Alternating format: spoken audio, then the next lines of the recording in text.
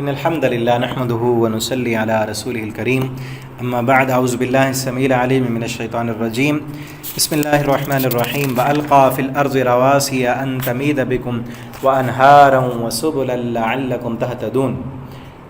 ترجمہ قرآن میں آج انشاءاللہ سورہ نحل آیت نمبر 15 سے ہم پڑھیں گے۔ وَأَلْقَى فِي الْأَرْضِ رَوَاسِيَ، اور اسی نے گاڑ دی اس زمین میں پہاڑ۔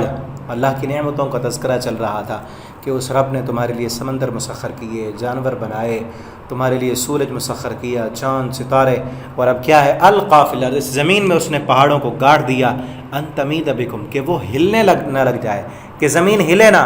اس پانی پر زمین کو ٹھہرایا، کتنی بڑی قدرت اور طاقت ہے اللہ کی، اس پانی پر زمین کو ٹھہرا دیا اور ہلنے سے بچانے کے لیے پہاڑوں کو میخیں بنا کے گاڑ دیا۔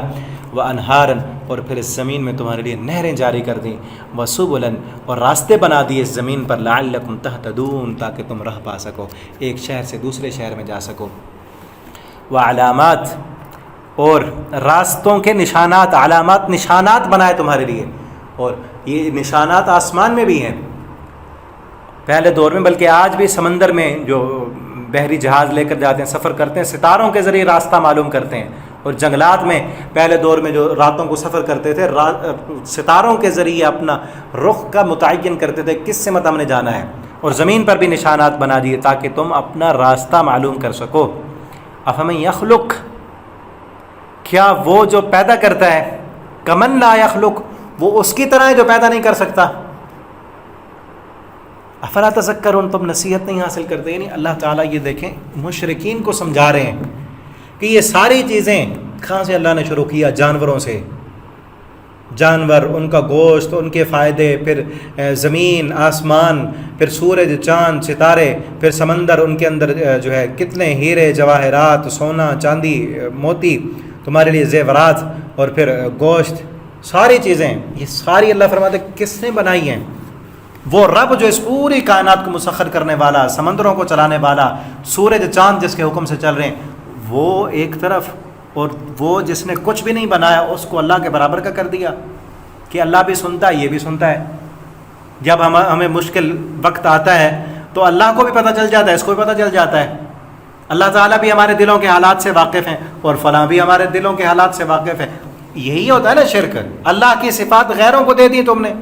افمن یخلق کمن لا یخلق، وہ ذات جس نے یہ ساری چیزیں پیدا کی ہیں اس کو تم نے اس کے برابر کر دی جس نے کچھ بھی نہیں بنایا۔ افلا تذکرون، عقل نہیں تمہارے پاس، نئی نصیحت حاصل کرتے کہ یہ ساری قوتوں قدرتوں کا مالک تو وہ ہے نا، جانتا تو وہ ہے جس نے دل بنایا ہے کہ دل میں کیا خیالات چل رہے ہیں، جس نے انسان کو بنایا، انسان کے ایک ایک انگ سے واقف تو وہ ہے، جس نے پوری کائنات بنائی ہے۔ اس پوری کائنات کا کنٹرول تو اسی کے ہاتھ میں ہے، جس نے بنایا ہے سورج کو، سورج تو اس کے حکم سے آتا ہے، اور جو یہ کہے کہ فلاں بزرگ کے حکم سے آتا ہے، فلاں کی وجہ سے سورج رک جاتا ہے، تو اس نے تو اس کو اللہ کے برابر کا کر دیا۔ ٹھیک ہے نا؟ تو اللہ تعالیٰ سمجھا رہے ہیں ساری کائنات اللہ نے بنائی ہے، تو ساری کائنات میں قوت، کنٹرول، اختیار، مدبر الامر وہی اللہ کی ذات ہے، اس کے ساتھ کوئی اور نہیں ہے، باقی سب اس کے مخلوق ہیں۔ انتم الفقراء الی اللہ، سارے اللہ کے در کے فقیر ہیں، سب محتاج ہیں، ایک اللہ الہ ہے، اس کے علاوہ کوئی الہ نہیں۔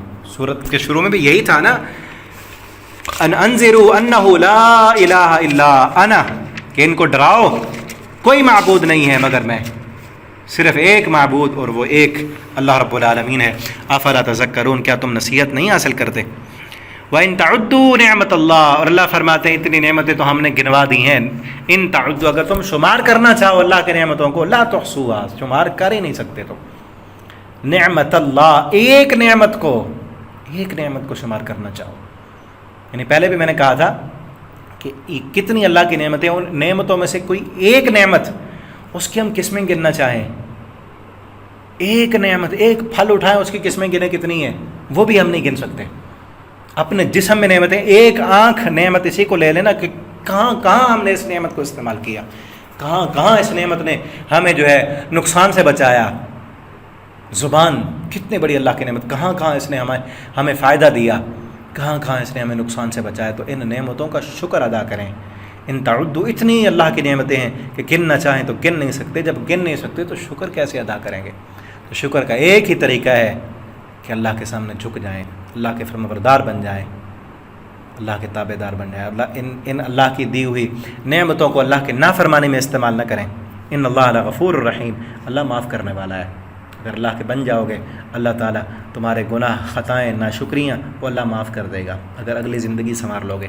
واللہ یعلم، اور اللہ جانتا ہے، ما تسرون، جو تم چھپاتے ہو، وما تعلنون، اور جو تم ظاہر کرتے ہو۔ اللہ رب العالمین کو تمہاری ایک ایک بات کی خبر ہے۔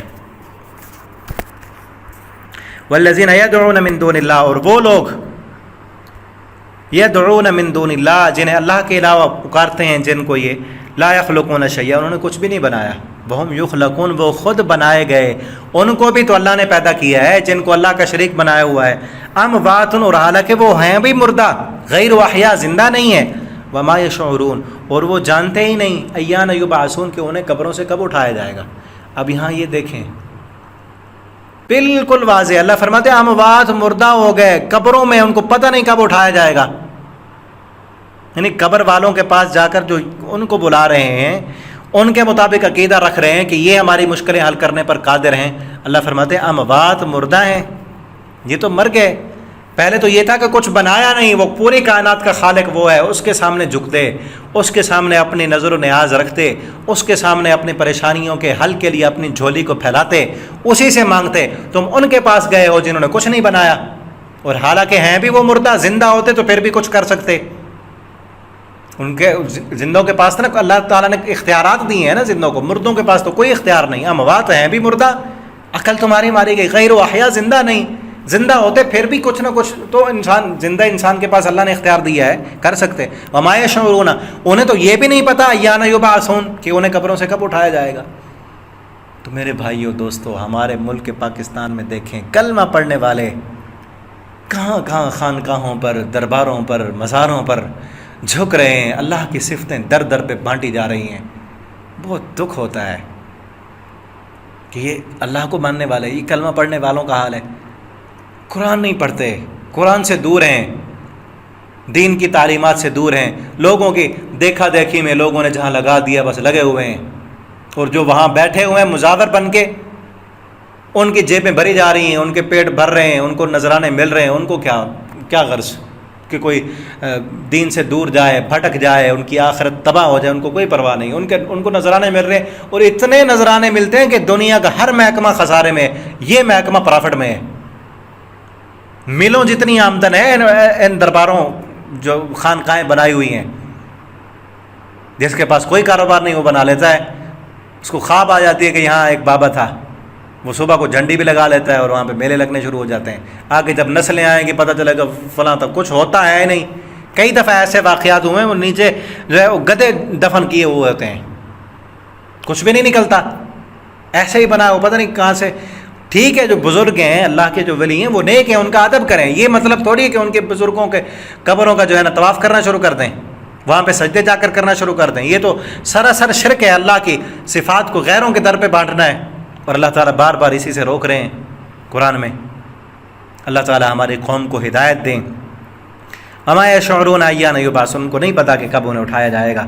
الہکم الہ واحد، سن لو تمہارا الہ ایک ہی الہ ہے، تمہیں پیدا کرنے والا وہی ہے جو پوری کائنات کو پیدا کرنے والا، سورج چاند بنانے والا، یہ پوری نعمتیں جتنی سورت کے شروع سے بیان ہو رہی ہیں ساری جس نے بنائی ہیں، وہی تمہارے سجدے کے لائق ہے، وہی تمہاری دعا کے لائق ہے، اسی کو پکارو، اسی کے سامنے جھکو۔ فالذین لا یؤمنون بالآخرہ، اور وہ لوگ جو آخرت پر ایمان نہیں رکھتے، قلوبہم منکرہ، ان کے دل اس سے منکر ہو چکے ہیں، وہم مستکبرون، اور وہ تکبر کیے ہوئے ہیں۔